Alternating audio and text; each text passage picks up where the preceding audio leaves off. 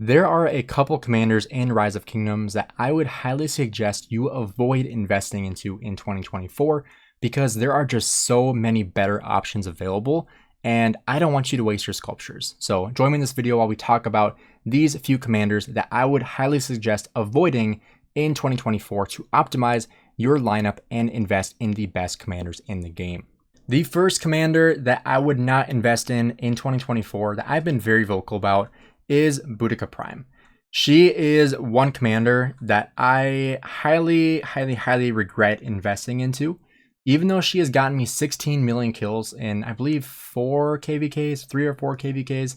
She has just underperformed what I would expect so many times. Every single time I look at my stats over the KVK and look at how many kills she brought in, I'm just always disappointed. And, maybe I have my expectations set too high on how good I think Boudica should be, but when I look at the gear I put on my Boudica, when I use her as primary, I expect this kind of gear to trade pretty well.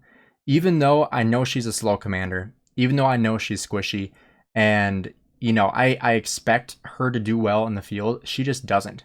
And so she is one commander that I would definitely avoid investing into in 2024. Not only because of how she's performed lately, but also because there is a much better commander available, Joan Prime. He is a much better commander that you should be investing into in 2024, way over investing into Boudica. Running Herman and YSG or Herman and Zuge or Zuge is a much better plan for 2024, where you're going to trade much better and you're just going to enjoy your investment way more. I feel like by the time the next cavalry comes into the game, I'm going to end up benching my Boudica entirely because of how poor she has been doing and just how much of a target she is. And this KVK, I actually did bench her quite a bit because of the circumstances we were in, where I was getting way more AoE value running Zuge Liang with YSG. And that was trading way better than running Boudica with Zuge, which, is kind of sad that was my reality.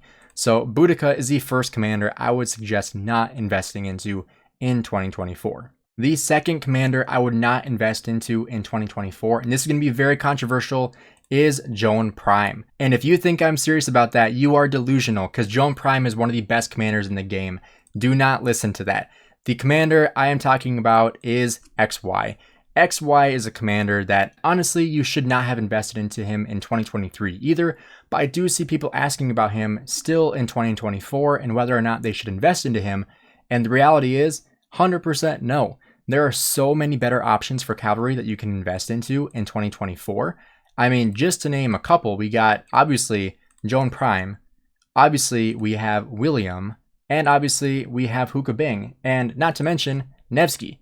These 4 commanders are substantially better than investing into XY. If you're debating between XY and William 100%.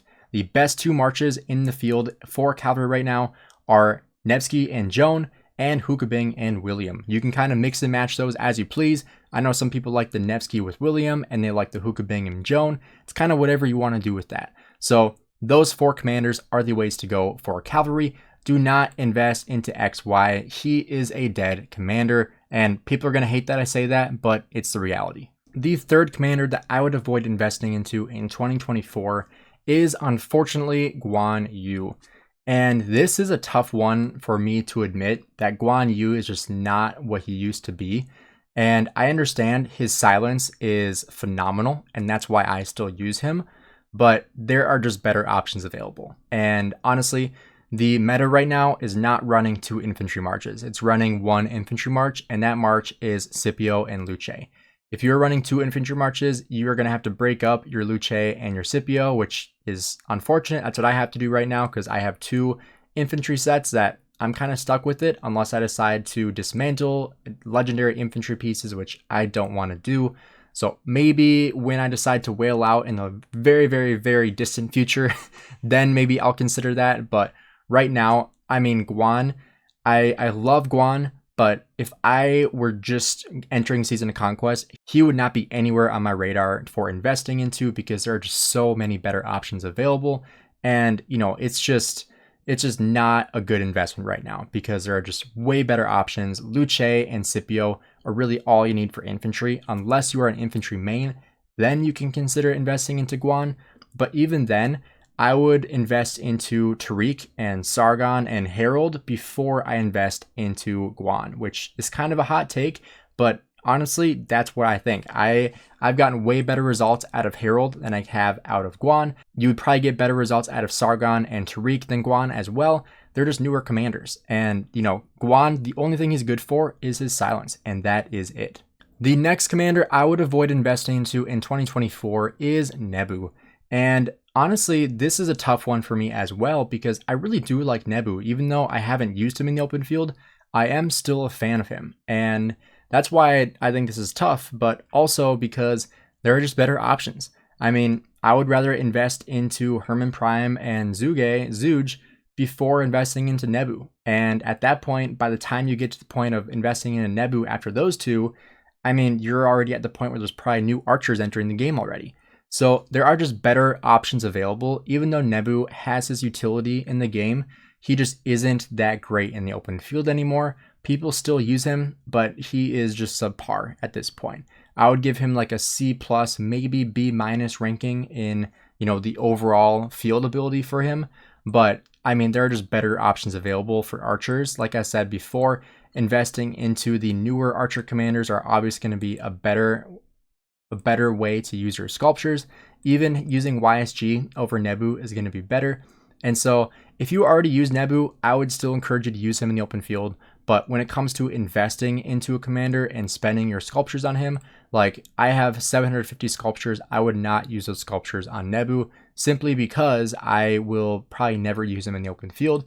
A, because he is becoming outdated, and B, because I currently only use one Archer March, and right now that is Boudica and Zhuge Liang, or Zhuge and YSG, depending on what the field looks like. Now, the final commander I want to talk about that I would not recommend investing into in 2024 is an infantry commander.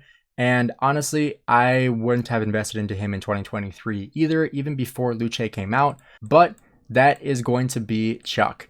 Chuck, I mean, I was never really into Chuck. I don't think he was that great to begin with. His damage factor is just too small, and it's to a single troop type, which is just horrible. I mean, it's just not a good active skill.